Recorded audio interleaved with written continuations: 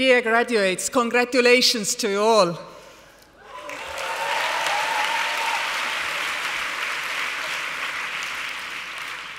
I have to say I'm so enjoying the lovely academic, but at the same time lively to the football levels atmosphere of your university here. You are coming to the end of your formal education path, which we, the generation of your parents, lovingly prepared for you. We did it with your best interests in our mind, yet we did it from the perspective of the past. You have acquired an education we thought would prepare you adequately for the challenges of your generation. Of course, as all loving parents before us, we have got some things right and missed some opportunities. We had noticed that technological cycle is shortening. We did foresee to a certain extent that the 21st century would see the birth and death of much more inventions than the 20th century. After all, only petrol lamp and horse cart truly expired in the 20th century. Most inventions just got more efficient, but survived. We did not foresee that this first mobile phone we gave you would be Stone Age by the time you graduate today.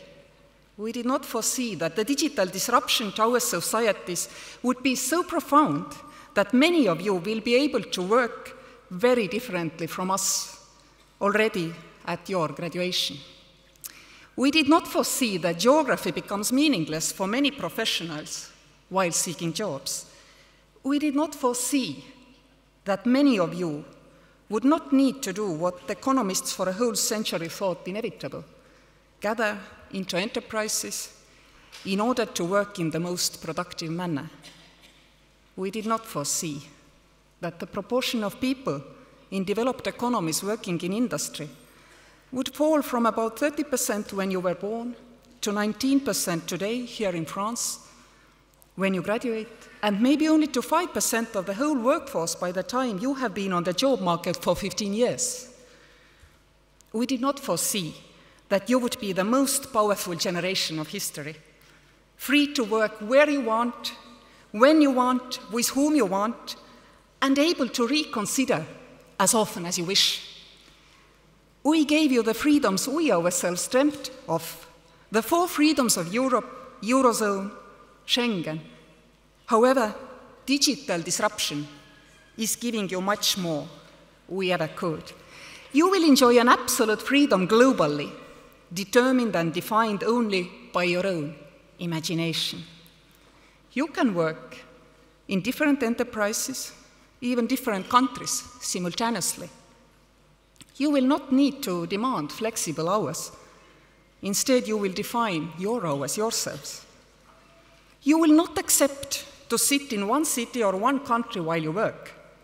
You will insist that even should you work as a controller of an assembly line, you should be able to do so from a Mediterranean beach or from the top of the French Alps. You will not accept long-term contracts or competition clauses simply because you will definitely be able to sell your special skills independently and to many enterprises at the same time. We did not prepare you for that from the day one when you entered École Maternelle. Nevertheless, I know that we also have got something very right. We have trained you in human rights and in liberal democratic values. I know you hold them close to your hearts. From tomorrow, you start adapting our Europe and our world to the new area, which has dawned on you while you were growing up. The values you carry, they are much more important for this work than any technical skills we did or did not provide you with. We have seen our society disrupted by the development of the digital technologies. However, we have forgotten something. We have not yet been able to adapt the society to this new reality. And this work, I'm afraid, is yours. The way you will live and work does not even fit our categories of employee, employer, self-employed person, or unemployed person, or a person on parental leave. You will easily be all of these at the same time, if you so wish. You will not accept that your formal address will define the set of societal services available for you. You will demand something different. What you want is probably a safe dock of a state you can get the services from as you need them, wherever you find yourself. We have not yet figured out how to change our social systems to this new reality. Our current social model shadows the industrial working model. Obviously, if the old industrial work model is gone, the society built on the river of taxes flowing in from bigger and small enterprises and being spent according to the social contract on people with certain home addresses, this cannot survive. You will demand all these redistributive services, and you will demand them globally, wherever you are. You will want healthcare, wherever you find yourself. You will seek your own language tutoring for your kids, even when you are far from the language environment itself. You will want to participate and vote for the state you feel closest to, and pay the taxes to the state you feel provides you with the best support scheme for you, the globally working and living citizen, wherever you find yourself. Your income may come from many different enterprises in a number of different countries, some of them in and some of them out of the European Union. Yet somehow, and I don't know how, you will know, one state has to take responsibility to provide you with services from healthcare and education for your kids, finally to the pensions. I know we should have thought of it earlier and presented you with solutions already. However, it is only dawning on us now that we should have done it. We are not ready. And therefore, we risk losing your taxes, your participation in our social system, and your trust towards the state as the provider of security network. In principle, of course, you all in this room, you can simply go private. You are well educated. You will have high salaries and you can afford it. However, that would be the end of the social Europe. It is therefore urgent to figure out the new free social contract between a state and its citizen, where the state takes responsibility to continue providing services to their people wherever they work and wherever they live.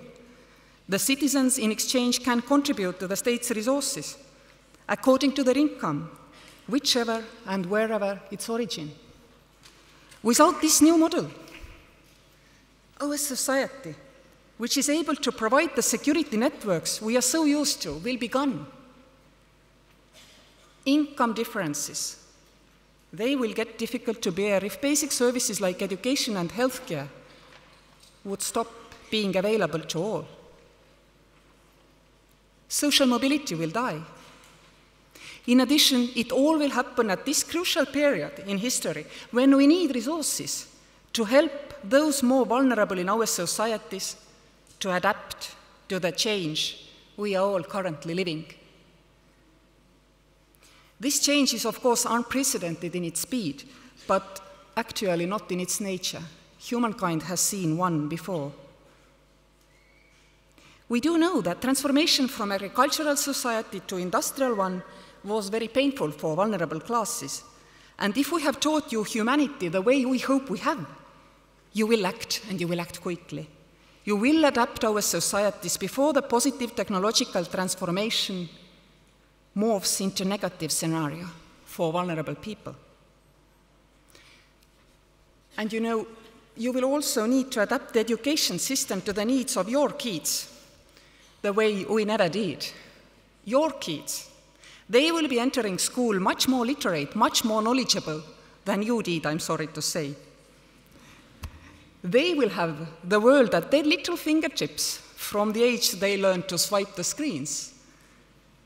Educational programs available for kids, they are already bringing into school children who have skills in math or language or geography far beyond the level their school program expects. You have to adapt their teaching accordingly. My son is 9, the youngest one. He has 35 classmates.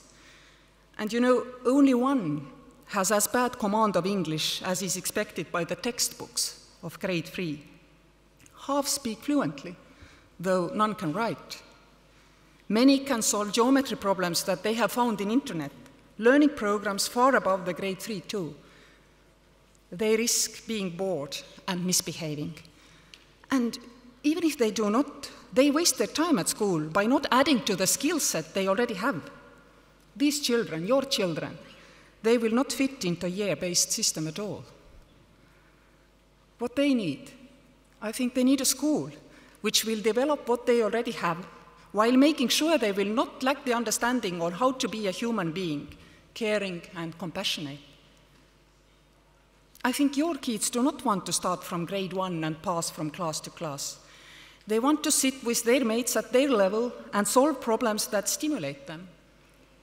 They will want to take university-level courses in some subjects while needing smart nudging in order to gain basic skills in another subject. You must give this stimulating educational world to them all. As the technology gets smarter, you and your kids will live in the world where learned machines operate among them and do so independently. Machines will be smart in what they are trained to do, yet not have the general unlimited intelligence of a human being. Our world today is not adapted to this change. You must also take care of that. Also, we urgently need international agreements, control and monitoring tools for artificial intelligence. Because if we already now think in the terms of real, true, singular artificial intelligence, all lower machine thinking levels will be covered too. However, don't do what we have too often done. We have been scared. We have been so scared by the technology development. Please don't do the same mistake. Please don't be scared, ever. At personal level, please do not restrict your kids' interest to gadgets, but make good use of their curiosity. At national level and international level, please be better than us in smartly creating the legal space for technology development, use, and control. Only then will you reap the full benefits for the society and control the associated risks. And I sincerely wish you all the best in exceeding the accomplishments of all the previous generations. I so invite you, and I know you will succeed.